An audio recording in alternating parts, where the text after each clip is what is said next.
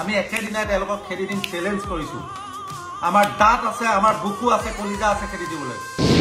তোমালোকৰ যি দম আছে বিহাৰী বেংগলী মাৰোৱাৰী খেদাই দেখুৱা তাকে নকৰি পেলাই যদি একপক্ষভাৱে কেৱল মিয়াক খেদিব বিচাৰা তেতিয়া আমি জানিলো যে তোমালোকে ধৰ্মীয় দৃষ্টিভংগীৰে কেৱল উজনিত মুছলমানৰ সংখ্যা বৃদ্ধি হ'ব বুলি ভয় সংঘাত তেনে কাম কৰিছা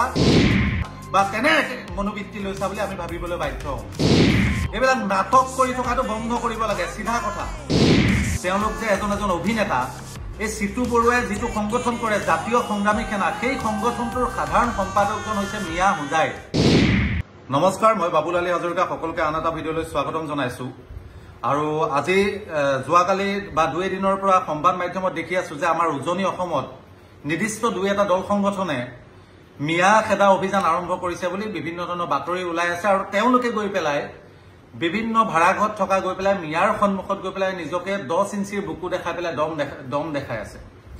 আৰু আজি এটা সমুখ খমৰত এটা দুৰ্ঘটনা দেখিলো যে শিৱসাগৰত জাতীয় সংগ্ৰামী সেনাৰ সভাপতি সিতু বৰুৱাই মিয়া খেদা অভিযান লৈছে মই প্ৰথমতে সিতু বৰুৱাক খৰাই দিব বিচাৰিছো বা অসমবাসী ৰাইজক জনাব বিচাৰিছো তেওঁলোক যে এজন অভিনেতা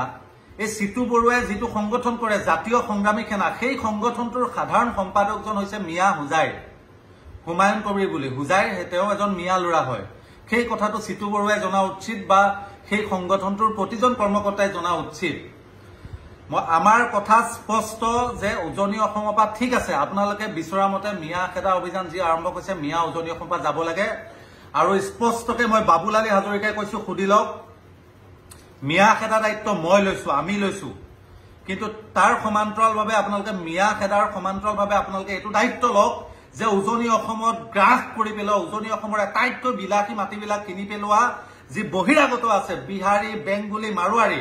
আপোনালোকে তেওঁলোকক কাইলৈ খেদক আমিও মিয়াসকলক কাইলৈ তাৰ পৰা আমাৰ নিজ গোলাঘাট যোৰহাট শিৱসাগৰ ডিব্ৰুগড় যিখিনি মিয়া আছে আমি একেদিনাই তেওঁলোকক খেদি দিম চ্যালেঞ্জ কৰিছো আমাৰ দাঁত আছে আমাৰ বুকু আছে কলিজা আছে খেদি দিবলৈ তোমালোকৰ যি দম আছে বিহাৰী বেংগলী মাৰোৱাৰী খেদাই দেখুৱা তাকে নকৰি পেলাই যদি একপক্ষভাৱে কেৱল মিয়াক খেদিব বিচাৰা তেতিয়া আমি জানিলো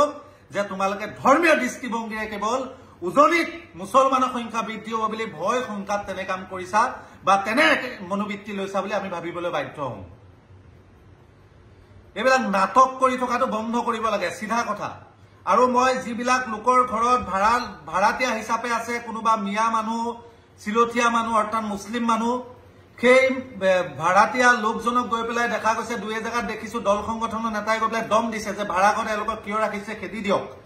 সেইসকলক আপোনালোকে এই দল সংগঠন গীতাক আপোনালোকৰ যেতিয়া বাউণ্ডাৰীৰ ভিতৰত যাব তেতিয়াই দল সংগঠন গীতাক এটা কথা খৰাই দিব যে ভাড়াঘৰ গীতাৰ পৰা আজিয়ে এই মানুহখিনিক পঠাই দিম কিন্তু ইয়াত এই ভাড়াঘৰ গীতাৰ পৰা মোৰ যি মাহেলী উপাৰ্জন হৈ আছিলে সেই উপাৰ্জনৰ টকাখিনি তোমালোকে দিয়াৰ দায়িত্ব লোৱা বা তাৰ বদলা কোনোবা মানুহ আনি পেলাই এই ভাড়াঘৰত তোমালোকে আজিয়ে দিয়া আজিয়ে পঠাই দিম বুলি জাতীয় দল সংগঠন গীতাক কোৱা উচিত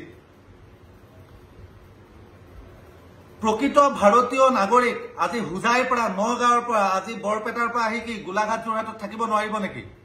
আমি গোলাঘাটীয়া যোৰহটীয়া বা শিৱসাগৰীয়া ডিব্ৰুগড়ে কি বৰপেটা নলবাৰী হুজাইত গৈ শান্তিত থাকিব নোৱাৰিম নেকি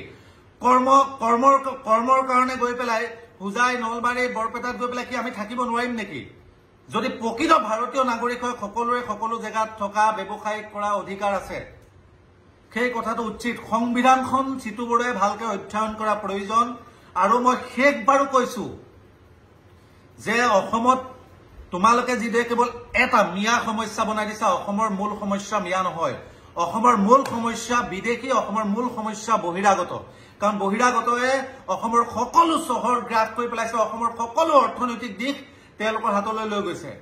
যদি তোমালোকৰ সৎ সাহস আছে তেতিয়ালে বিহাৰী বেংগলী মাৰোৱাৰীকেইটা কাইলৈ খেদা তোমালোকে মিয়াক খেদিব নালাগে মিয়া খেদাৰ প্ৰয়োজন নাই মই বাবুল আলী হাজৰিকাই কৈছো একেদিনাই উজনি অসমৰ পৰা মিয়া খেদি পঠাই দিম স্পষ্ট কথা